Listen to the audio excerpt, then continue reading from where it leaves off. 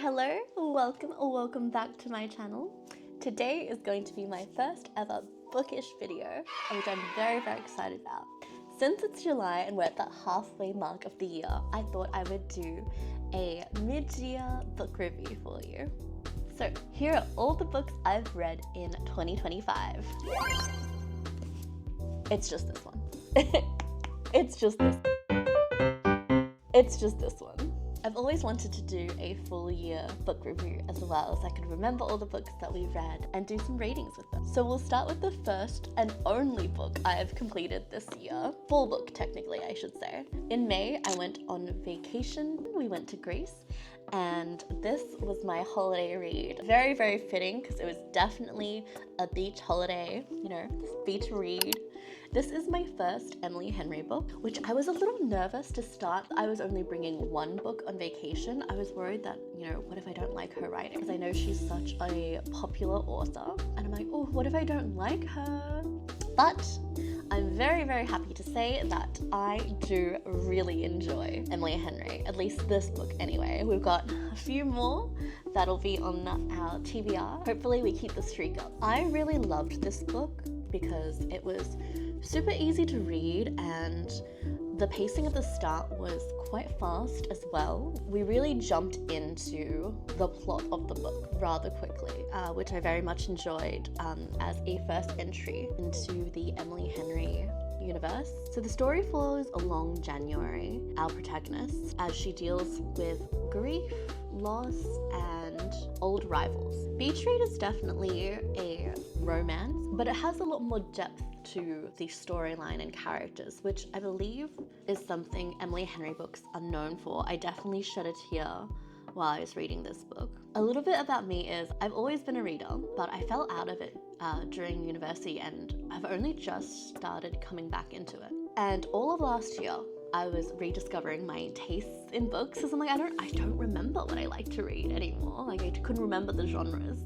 I feel like I'm still definitely a mixed bag reader. I mainly enjoy fiction and subgenres of that, like literary fiction, mystery, and self-help books I quite enjoy. And I thought I liked romance as well, but after a full year of reading last year, I realized that I'm not a big romance girly. So I was a little nervous jumping into this as well. But I have heard that her books are romance, like they're very romance heavy, but they also deal with more mature themes and heavier topics, and that she deals with them in quite a nice way. Like, I've heard you always kind of shed a tear when you read a book. But anyway, back to this review. We meet Augustus Everett, who is our love interest in this, and it dips into a little bit of the enemies to lovers trope, as well as not childhood rivalries, but like schoolyard rivalries, I would say. I love the cover of this book. I am very much a cover reader, and it hasn't led me astray in all my years. And I remember seeing this book on shelves years ago, and I really liked the cover. I thought it was really beautiful. I recently purchased almost all of Emily Henry's catalogue, just because there are new covers coming out, or they have come out, and I don't like them as much, so I was on the hunt for the old covers, and I managed to snag 4 of them. I think this is a great read for if you're on vacation. The small town beach setting is very nice. The beach is not so heavily featured in this book, which I was surprised by. Josie Silver, author of One Day in December, says, "A breath of fresh air, steamy, smart, and perceptive." And I have to agree. I would give this book 4 stars out of 5. That's all the books I've read in 2025. Taking a trip back in time now, last year was my most intensive year of reading, and I had a goal of reading 1 book per month that year, which was a lofty goal for me nowadays. For child me, those would have gone quick. And in the end, I ended up reading a total of 8 books. So the very first book that I read last year was Court of Thorns and Roses. I picked that up while I was in America visiting family. And again, I'm quite a hesitant reader nowadays, I realize. I was hesitant to pick it up because I don't know, like I heard it was a little smutty. I heard that some people describe it as kind of similar to fan fiction writing, but then I've also heard an onslaught of good reviews. I know so many people love the ACOTAR series, and I would say I'm the same. I really enjoyed it, especially as my first book back into reading. ACOTAR was a really easy read. The chapters were short and simple, and the writing wasn't too complicated either. It really helped me build up the momentum for reading books, so I will forever be grateful for that. I'm sure many of you already know what ACOTAR is about, but to give it a brief summary, in a court of thorns and roses, you meet Farah, and she stumbles upon something that she shouldn't, and that happenstance has many grave and maybe some would say destined and fated consequences. It is a fantasy novel. Some say it's YA, some say it's adult. But if you're looking for something to get you out of your reading slump, I definitely recommend ACOTAR. I flew through that book while I was on vacation and picked up the second one immediately once I was back in Germany. I would give A Court of Thorns and Roses 4 stars out of 5. Along a similar vein, the second book I read of 2024 was A Court of Mist and Fury, the second book in the ACOTAR series. This one was my favorite out of the series. I know a lot of people love the third book because it has a lot more action in it. We'll speak about that soon, but I remember really enjoying this second book a lot. Dang it. I can't really remember why I liked it so much.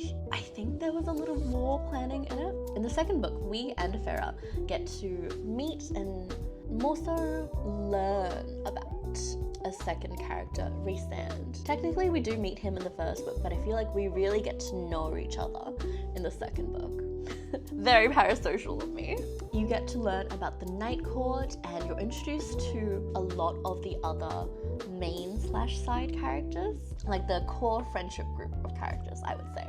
I really enjoyed exploring a new world and meeting new characters as well, and I would give this book 4.5 stars. Then I was wanting to take a little break from fantasy, as well as the third book in the ACOTAR series, one of the thicker books, so I was a little bit nervous to start on that because this was really my first fantasy series I've ever read. I definitely was not a big fantasy person prior to 2024. I picked up a very small short book called Before the Coffee Gets Cold by, I'm probably going to mispronounce this, so I apologize in advance, Toshikazu Kawaguchi. I have nothing but raving reviews for this book.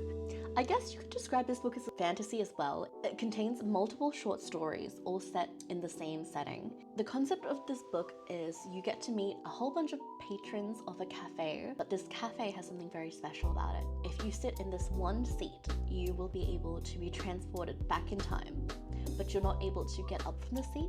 And no matter what you do in the past, it will not change anything in the future. You must finish your conversations and your coffee before it gets cold, or else you will get stuck in this past realm. A nod to the title, Before the Coffee Gets Cold.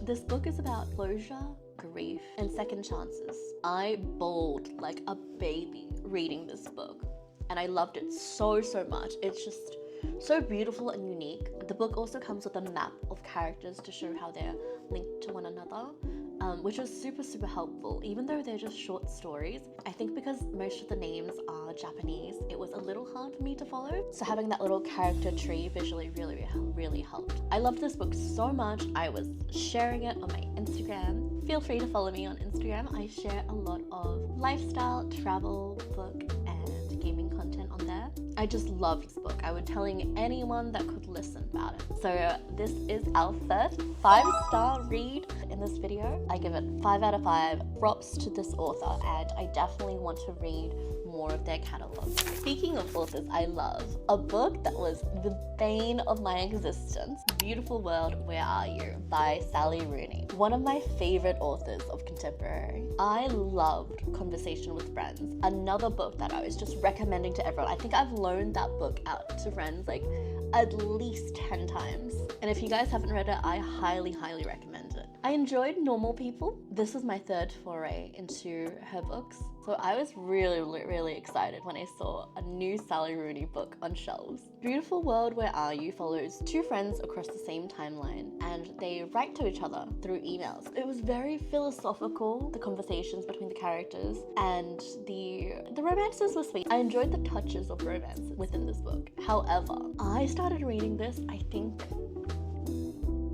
sometime in late 2023, and it took me until mid 2024 to finish this book. Like, I was trying, but it wasn't happening. It was not happening. I'm very happy that I finished this book because Sally Rooney has a new book out called Intermezzo, which I believe is like a detective mystery kind of book. I want to be able to read all of her books. I appreciate her writing so much. I had to finish this book regardless.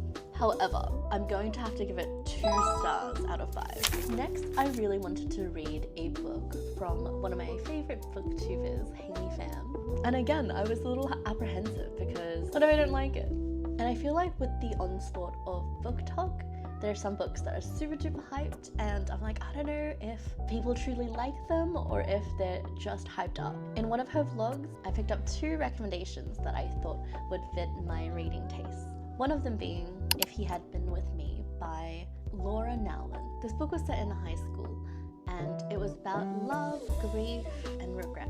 I think what it did really well was capture the feeling of young love, puppy love, as some might say. I'll never forget, my food tech teacher once said, the intensity of the emotions you feel when you're a teenager can never be replicated because, you know, the hormones are all over the place, everything's like extra high, and everything feels like the end of the world. And I think this book does a really good job of encapsulating those feelings.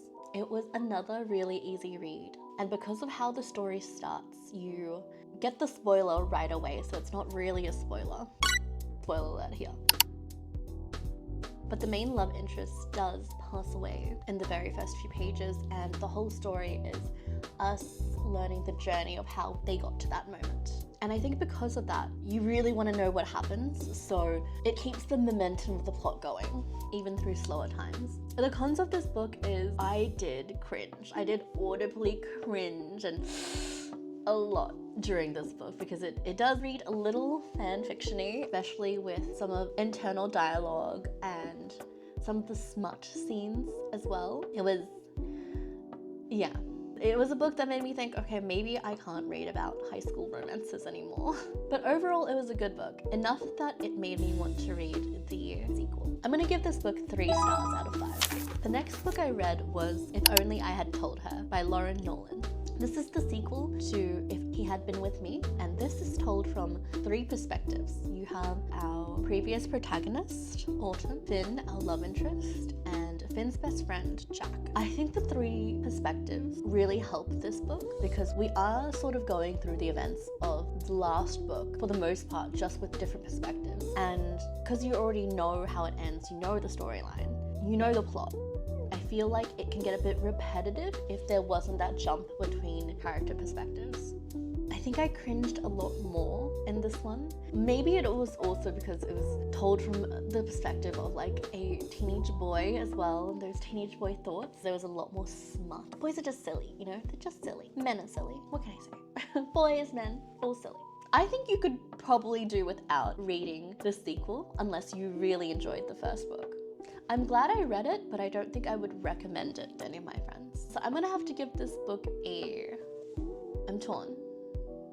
I'm gonna give it a 2-star rating, but I'm tempted to do 1.5 because I don't know if this story was necessary, and there was a lot of cringing in this. The second book recommendation that I took from Haley Pham was the Rom-Commers by Catherine Center. This looked like it was just my cup of tea. I snagged a special edition, I think it was.